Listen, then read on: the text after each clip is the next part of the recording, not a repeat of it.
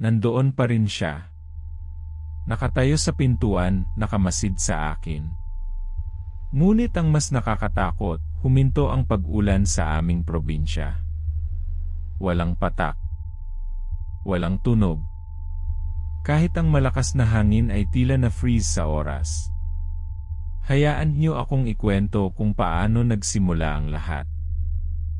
25 taong gulang ako noong panahong iyon at kakagaling ko lang ng Manila para umuwi sa aming probinsya sa Iloilo.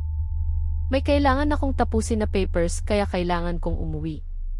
Ang bahay ng lola ko sa Sta.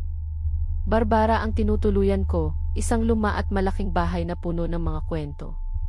Kilala ang lugar namin sa matinding pag-ulan tuwing panahon ng tag-ulan at halos araw-araw ay bumubuhos ang malakas na ulan. Isang hapon, habang naglalakad ako pabalik sa bahay ng lola, matapos bumili ng kape sa bayan, napansin ko ang isang lumang bahay sa dulo ng kalsada. Hindi ko talaga napapansin dati ang bahay na iyan kasi palagi itong may mga halaman sa paligid at nakatago sa lilim ng malalaking puno. Ngunit sa araw na iyon, tila may nagsasabi sa akin na tingnan ko yung bahay. Sa bahay na iyon, may kwento ang mga matatanda na kapag may pumasok doon, humihinto ang ulan. Naisip kong gawa-gawa lang iyon, panakot sa mga bata para walang magtangkang pumasok. Pero sa loob-loob ko, gusto kong subukan. Naisip ko, ano naman kaya ang mawawala? Bukod pa doon, malakas ang ulan noon at baka sakaling mahinto ang ulan pag pumasok ako. At dito nagsimulang maging kakaiba ang lahat.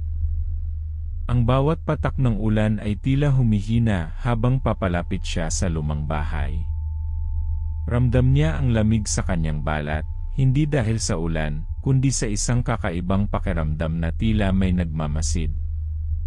Mag-comment ng kung naniniwala kayo sa mga ganitong kwento, dahil lalala pa ito. Nang makarating ako sa tapat ng bahay, lumingon ako sa paligid. Wala namang tao. Sa totoo lang, kakaunti lang ang bahay sa lugar na iyon. Ang mga kapitbahay ay medyo malayo. Ano nang ginagawa mo dyan? Nagulat ako sa boses. Nakita ko si Aling Nena, ang aming kapitbahay. Nakakunot ang noo niya habang nakatingin sa akin. Wala po, Aling Nena. Nagtataka lang po ako sa bahay na to.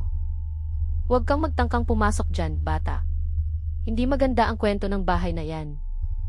Ano po ba ang kwento, Aling Nena? Mahaba ang kwento. Basta, makinig ka sa matatanda. Mas mainam nang mag-ingat. Umiti lang ako kay Aling Nena at nagpatuloy sa paglalakad. Pero sa totoo lang, mas lalo akong na-curious. Hindi alam ni na ang babala ni Aling Nena ay mas malalim kaysa sa inaakala niya. Ang lumang bahay na iyon ay mayroong nakatagong sikreto, isang sikreto na unti-unting mabubunyag sa kanya. At magtiwala kayo, kailangan niyong manatili para sa susunod na mangyayari. Dahil dito talagang nagiging hindi ka panipaniwala. Hindi ko talaga matiis. Kinabukasan, isang araw na naman na halos hindi tumitigil ang pag-ulan. Nagdesisyon akong pasukin ang bahay. Lihim akong lumabas habang natutulog ang lola ko. Pagdating ko doon, tumahimik ang hangin. Ang malakas na ulan ay tila nagiging mahina na lang at halos tumigil na. Kakaiba. Hindi ko maintindihan. Dahan-dahan kong binuksan ang gate na kalawangin. Bumukas ito ng tahimik na tila naghihintay lang sa akin. Naglakad ako papunta sa pinto. Nakabukas ito ng bahagya. May naririnig akong kakaibang tunog sa loob. Parang may naglalakad.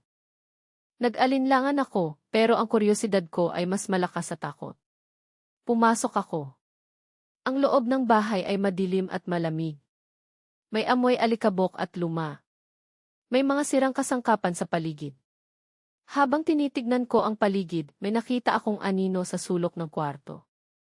May nakatayo doon. Babae. Sino ka? Anong ginagawa mo dito? Narinig ko ang boses, malalim at malamig. Lumingon ako. Nakita ko ang isang babae, nakatayo sa isang sulok. Nakasuot siya ng lumang puting bestida, at ang kanyang buhok ay mahaba at magulo. Walang emosyon ang kanyang mukha.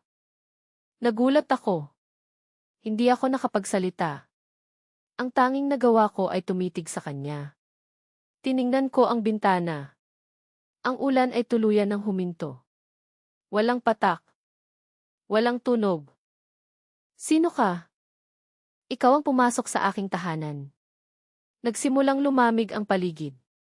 Nagsimulang magsitayo ang mga balahibo ko. Ang bahay ay biglang bumigat. Humakbang ako paatras. Pero bakit huminto ang ulan? Humihinto ito kapag may bisita. At ngayon, ikaw ang aking bisita. Unti-unting lumalapit sa akin ang babae. Ang kanyang mga mata ay walang buhay at ang kanyang balat ay maputla. Hindi na ako makahinga. Naisip ko na totoo ang kwento. Tumakbo ako palabas.